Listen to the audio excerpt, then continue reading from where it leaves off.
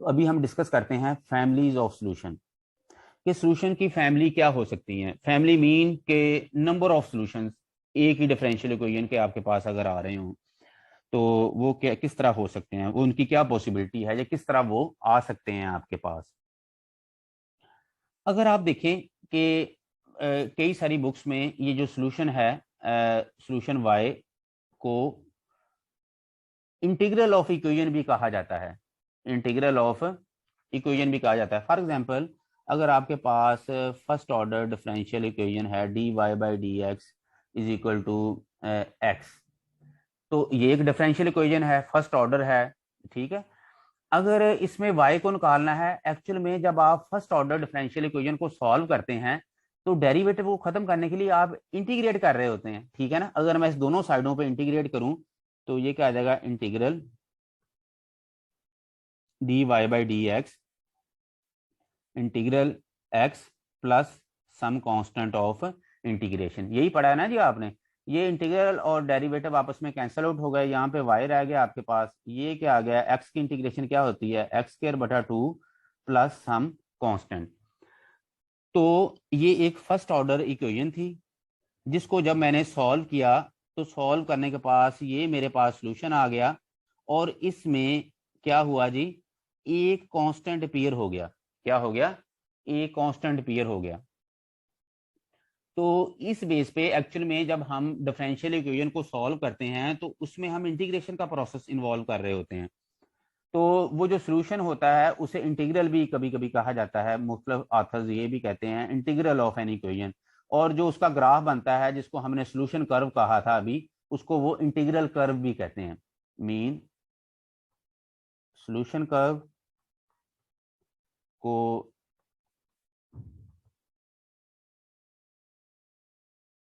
Solution curve को integral curve भी कहते हैं और जो आपके पास सॉल्यूशन होता है उसको आप इंटीग्रल भी कहते हैं, इंटीग्रल ऑफ दैट इक्वेशन। तो अगर आप गौर से देखें, जब फर्स्ट ऑर्डर डिफरेंशियल इक्वेशन को मैंने सॉल्व किया तो मुझे एक दफा इंटीग्रेट करना पड़ा और मेरे पास एक कांस्टेंट आया। अगर आपके पास सेकंड डिग्री इक्वेशन होती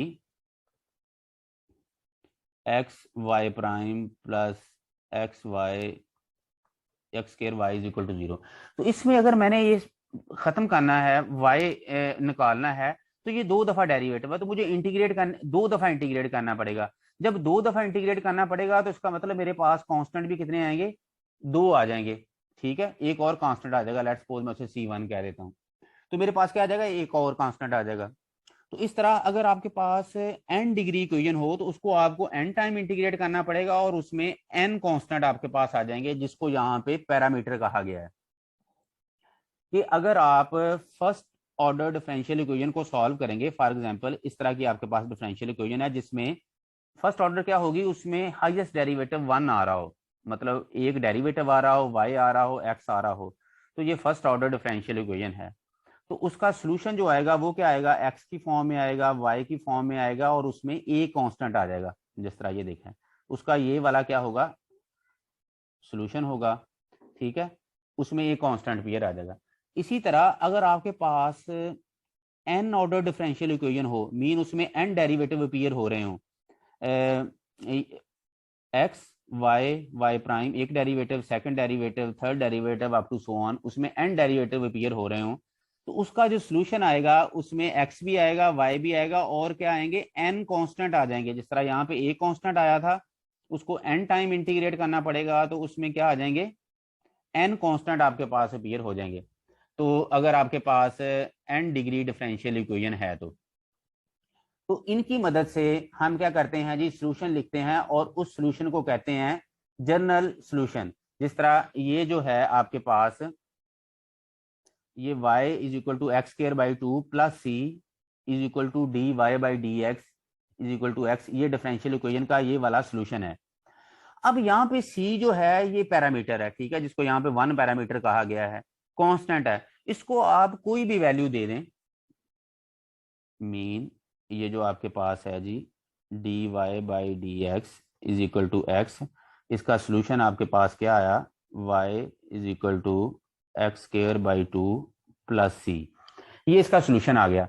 अब यहाँ पे सी को अगर आप 0 दे दें, सिर्फ ये ले लें y is equal to x square over 2, फिर भी वो इसका सोल्यूशन है, पुट करके आप चेक करके देख सकते हैं। अब सी को आप 1 दे दें, 2 दे दें, 100 दे दें, मिलियन दे दें, ट्रिलियन दे दें, सी को कोई भी यहाँ पे वैल्यू दे दें, ये फिर भी इस डिफरेंशियल इक्वेशन का सोल्यूशन रहेगा, आप चेक करके देख सकते हैं।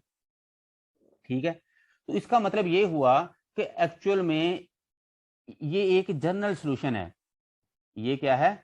एक जनरल सोल्यूशन है जिसमें आप सी को कोई भी वैल्यू दे सकते हैं। इन अदर वर्ड्स, इस जनरल सोल्यूशन से हम इनफाइनाइट मैनी सोल्यूशन ऑब्टेन कर सकते हैं। क्या कर सकते हैं? इनफाइनाइट मैनी सॉल्यूशंस ऑब्टेन कर सकते हैं while assigning different values to C. ठीक है जी, सी को आप डिफरेंट वैल्यू देते जाएं, वो सारे इसके क्या होंगे? सॉल्यूशन होंगे। लेकिन अगर हम सी कोई, मतलब ये जो डिफरेंशियल इक्वेशन है इसका सॉल्यूशन निकालते हुए इसके ऊपर कोई और कंडीशन इंपोज कर दें, इंपोज करने से हम सी की सिर्फ एक पर्टिकुलर वैल्यू इसको असाइन करें, तो वो जो सोल्यूशन होगा वो फिर इस डिफरेंशियल इक्वेशन का क्या बन जाएगा? पर्टिकुलर सोल्यूशन बन जाएगा। अब ये जो है ये क्या है? जनरल सोल्यूशन है।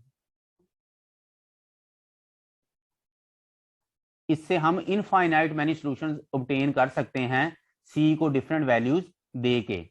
ठीक है, तो ये जनरल सोल्यूशन है। लेकिन अगर हम इसके ऊपर कोई और कंडीशन लगा दें और लगाने के बाद सी की एक, अब इसको पर्टिकुलर वैल्यू दे दें, फॉर एग्जांपल इसमें मैं सी की पर्टिकुलर वैल्यू क्या दे देता हूं? 0, तो ये क्या बन जाएगा? y is equal to x square over 2। तो ये भी इस डिफरेंशियल इक्वेशन का सोल्यूशन है। ये भी क्या है? इस डिफरेंशियल इक्वेशन का सोल्यूशन है। लेकिन ये अब जनरल नहीं है, ये क्या होगा? Particular solution. क्या होगा? पर्टिकुलर सोल्यूशन, क्योंकि सी को आपने एक पर्टिकुलर वैल्यू असाइन कर दी है। इसी तरह ये पर्टिकुलर सोल्यूशन की तरफ अगर आप आ जाएं, वो कहता है कि ये जो है y is equal to c x minus x cos x, ये एक एक्सप्लिसिट सोल्यूशन है फर्स्ट ऑर्डर डिफरेंशियल इक्वेशन का। चूंकि ये फर्स्ट ऑर्डर डिफरेंशियल इक्वेशन है, इसमें सिर्फ एक डेरिवेटिव अपीयर हो रहा है, इसलिए इसमें सिर्फ क्या हो रहा है? एक कांस्टेंट अपीयर हो रहा है। क्या हो रहा है? एक कांस्टेंट आपके पास अपीयर हो रहा है। अब इस कांस्टेंट को अगर आप डिफरेंट वैल्यूज देते जाएंगे तो आपके पास डिफरेंट सॉल्यूशंस आते जाएंगे और उसको आप प्लॉट कर सकते हैं। लेकिन अगर आप इसको एक फिक्स वैल्यू देंगे तो वो फिर इस डिफरेंशियल इक्वेशन का क्या बन जाएगा? पर्टिकुलर सॉल्यूशन बन जाएगा। क्या बन जाएगा जी? Particular solution. जिस तरह अगर आप नीचे वाली फिगर में देखें, इसमें उसने सॉल्यूशंस को प्लॉट किया हुआ है। ये वाला जो सॉल्यूशन है y is equal to c x minus x cos x, इसको प्लॉट किया हुआ है for different values of C.